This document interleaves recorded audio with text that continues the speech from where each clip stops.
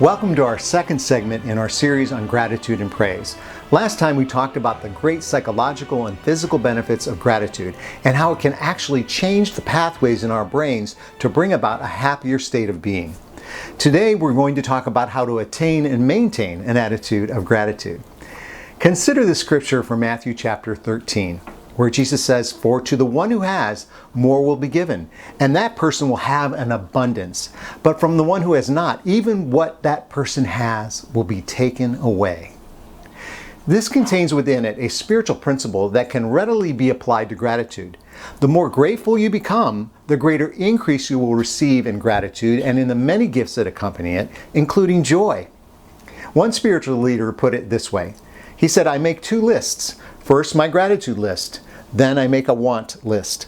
But I need to start with gratitude because God is not going to give me more until I'm grateful for what I have. Then I notice God moving things from my want list to my gratitude list. God desires to give me good gifts and does so when I'm grateful for what He has already given me." I believe there's some real genius here. It's not that we want to be grateful in order to get more, but God waits for us to be grateful because then we will be in a better position to receive and be good stewards of new gifts He wishes to lavish upon us. With that in mind, let's briefly look at 7 possible practices. Where do we begin? Well, certainly start with a gratitude list. Take some quiet time and give yourself some space to write what you are grateful for the littlest to the greatest blessings. From waking in the morning to, for example, being surprised with a great and wonderful turn of events in your life. And it's important to write down or type out that list to make it more concrete. Plus, you can return to it at any time as it will foster joy in your heart and buoy you up.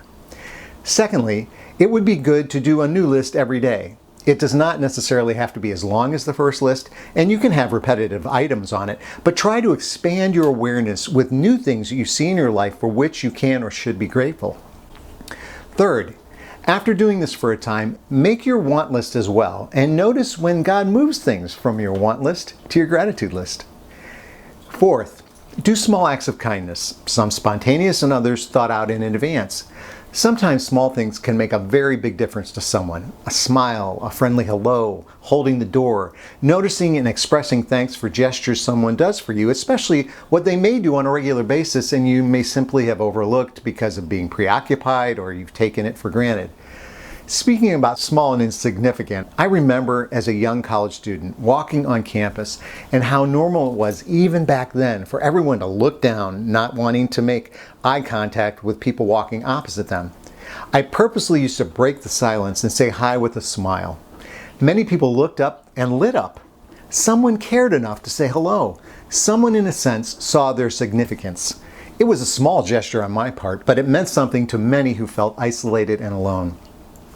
Fifth, if you have children at home or if your spouse or housemate or friend is agreeable, talk each day about the best part of your day or what made you grateful that day. Sixth, how about writing a letter to someone who could use encouragement? Maybe someone living alone or going through difficulty. Letter writing is almost a lost art form today, as are thank you notes. But I can tell you how affirming it is for me to get one.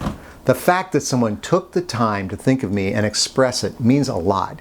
And especially now that we're all so physically removed from one another. Our words have creative and life-giving power to build up.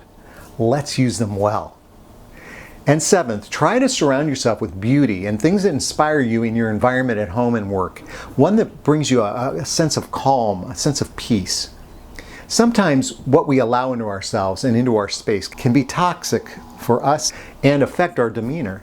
So do your best to create a sacred space wherever you are that is free from what drags you down or causes you to be cynical. And for the icing on the cake, let me leave you with this. You've been thinking about all those around you and trying to act kindly toward all during your waking hours. Before you retire, let's make it our priority to offer our thanks to God for special moments throughout our day where we felt His presence through another person, a work of art, creation, a good book, or what have you. If we start and end our days with gratitude, then we will have a fuller heart and be stronger for it. Max Lucado shared this bit of wisdom. The grateful heart is like a magnet sweeping over the day, collecting reasons for gratitude. Gratitude gets us through the hard stuff. To reflect on your blessings is to rehearse God's accomplishments. And if we do that, won't that draw us nearer to the one who, as Jesus says, wants to give good gifts to his children? The next 3 segments in our series will highlight the amazing life-changing benefits of praise and how to engage ourselves fully in that most worthwhile spiritual activity. Thanks for joining me, and I hope to see you then.